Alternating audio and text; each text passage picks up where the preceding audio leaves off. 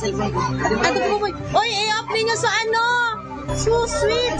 Tila sanay na ang mga Pilipino sa mga pag-ulan, lalo't kapag nagsimula na ang habagat at sumapit ang buwan ng Hunyo. Dahil na rin sa geographical location ng ating bansa na nasa tinatawag nilang Western Pacific Typhoon Belt, madalas na nakararanas tayo ng mahigit 20 bagyo kada taon. At simula nang may ulat ang pagpasok ng bagyong Auring sa loob ng Philippine Area of Responsibility o PAR noong Hunyo 12 at hanggang nitong Disyembre sa paglakas ng LPA bilang bagyong Wilma ay nakaranas tayo ng 20 bagyo ngayong taon. Pero kahit pa na taon-taon na tayong binabayo ng bagyo't kalamidad at ilan sa ating mga kababayan ay inililikas mula sa kanilang tahanan at ang kanilang ikinabubuhay ay napipinsala. At ang mas malala pa ay ang pagkasawi ng ilang mga mamamayan. Gaya na lamang ng bagyong Yolanda na kumitil sa buhay ng libo-libong tao noong 2013 hanggang sa magkasunod na pananalasa ng bagyong Krising, Dante, Emong na kumitil naman sa buhay ng 10 katao noong lamang Hulyo. Gayon din sa bagyong Tino na sinundan ni bagyong Uwan kung saan higit sa 300 ang nasawi ayon sa NDRRMC nito lamang Nobyembre.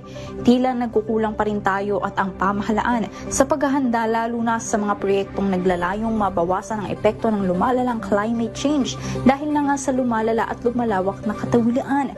Mula sa ulat ng NDRRMC, umaabot sa halos 400 ang kabuang bilang ng mga nasawi dahil sa epekto ng pinagsama-samang habagat, LPA at bagyo.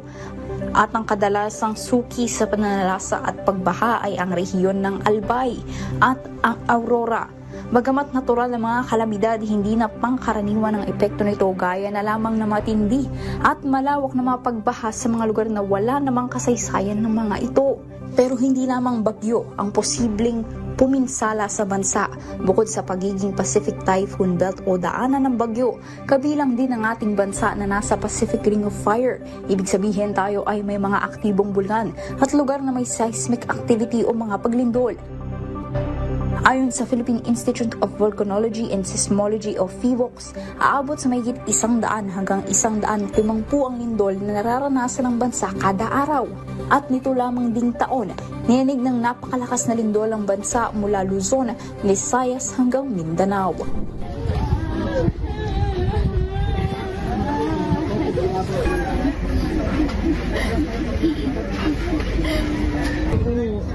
Gaano sila karan?